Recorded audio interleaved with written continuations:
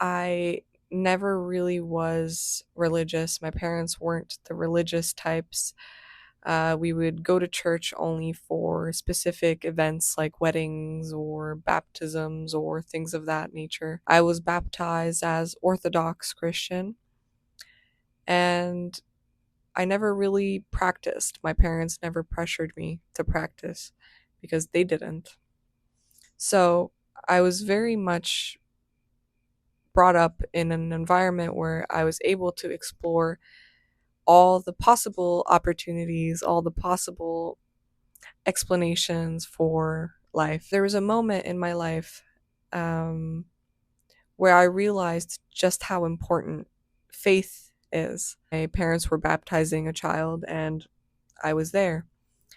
And I saw my dad uh, separate himself from everybody. And I found my dad looking at this particular area with candles, which was divided into two, where you could light a candle and give a prayer to either somebody who has passed or somebody who is still alive. And I saw my dad, he lit up a candle and he put one as a prayer for me. And my dad was not the religious type, but both his parents passed away when he was young. Yet he sat there, the most pessimistic man I've ever known, and he lit up a prayer in faith for me. Even though he believed that religion was bullshit, there was a hope that maybe it wasn't. That maybe there is something that exists, a faith, and that doesn't have to be religion or a God or Jesus or any of the other religions, but just an absolute faith that there could be something out there, something beyond our level of understanding. And from that moment on, I saw religion and spirituality different because you could see all of the wars it causes, all of the issues and problems it causes. Because a lot of people have this blind faith,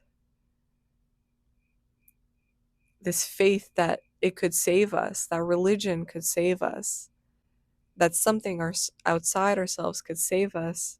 But to me, religion is such a coping mechanism in the best way possible because it fills in the gaps of understanding that we cannot put into words or put into logic. There is no proof that such a thing exists, that such a thing could help, or that such a thing will be able to guide us in life, but wouldn't it be nice if it were real? And I think that's why a lot of people fall into this dependency over religion and spirituality to fill in the gaps of understanding, because if we didn't, if we couldn't, we would have no faith in anything. Now that my dad has passed around the same time that his parents passed, I think to myself, the only thing that we don't know is we don't know what happens after death. We try to fill in the gaps of what could happen if a spirit exists, if a soul exists, if the person is still watching over us. And for me, believing that my father is out there looking over me, praying for me, has helped me cope with his death. And I'm sure it has for a lot of people. And I don't necessarily believe in God or any type of specific religion, but I do believe that there could be something that could exist, possibly. Something beyond our understanding. Just like the ants don't know that space exists, maybe we don't know that something bigger than ourselves exists too. But our mind tries to be as logical as possible, be centered on reality and the world. Yet, what do we do with all these things, these coincidences that happen? that cannot be explained logically. I had another experience, a spiritual experience. We went to visit my grandparents' graveyard or gravestone.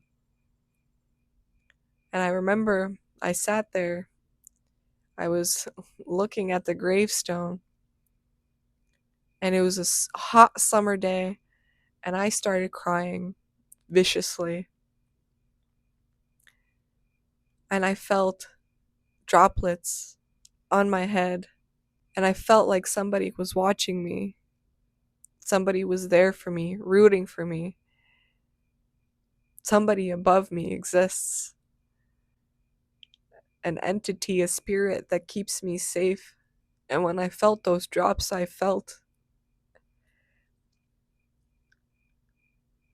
knew, or well, I don't, you can't really ever know, but part of me, inside of me, felt full because it answered the question, where do people go when they die? They watch over you.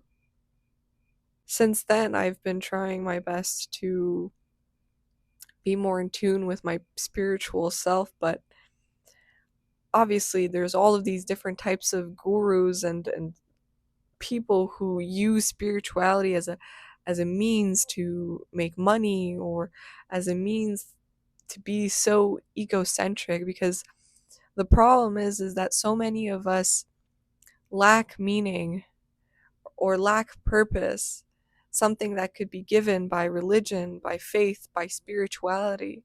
Gurus take advantage of these people who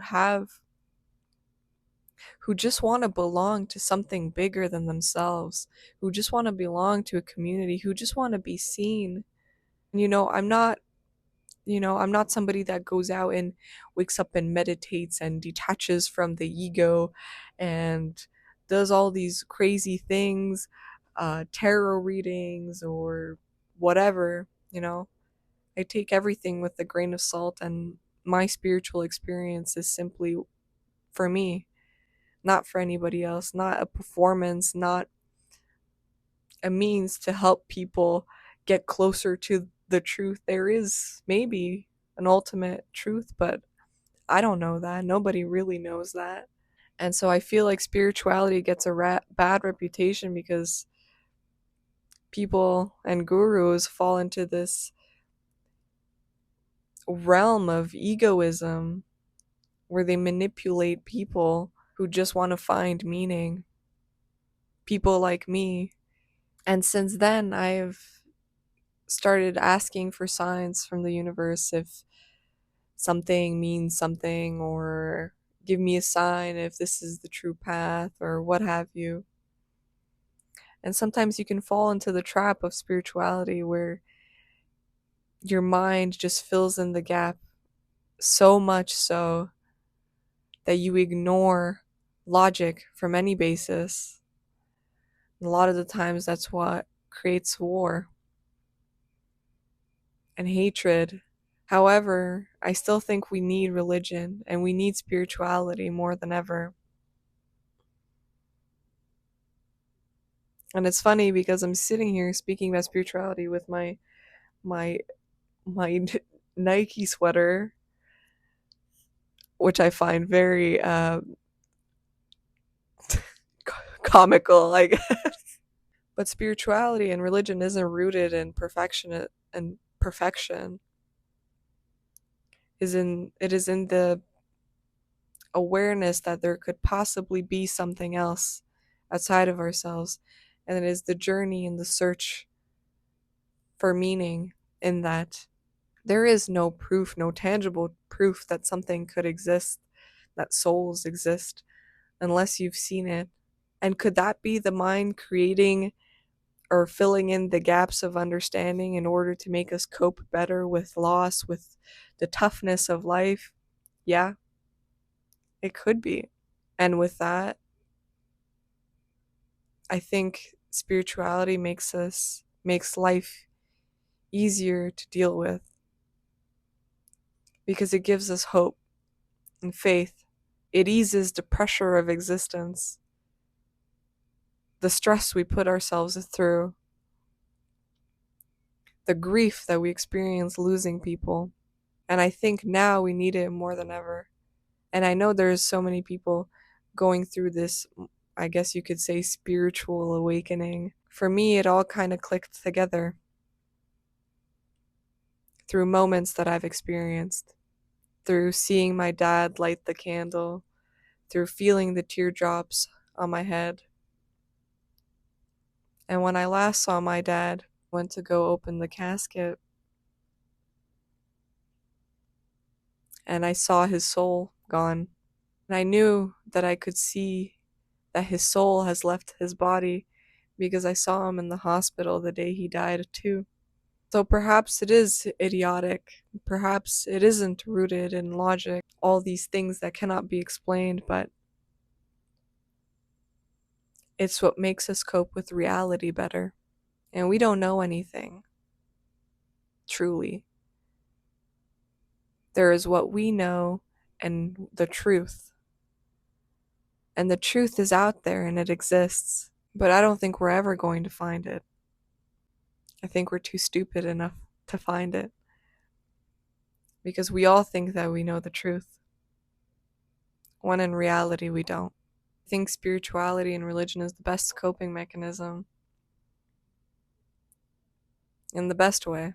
So when people say this spiritual awakening, it's not this big, like, realization instantaneously. It could be, but a lot of the times it's just a shift in perspective.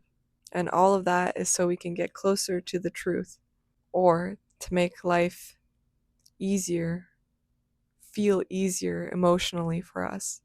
So I think that we need this. We need it. And perhaps you might not believe that there's something out there, but I do. And I'm on the journey to figuring it out bit by bit. And we all have our experiences, our different experiences with it. And that's all that really matters.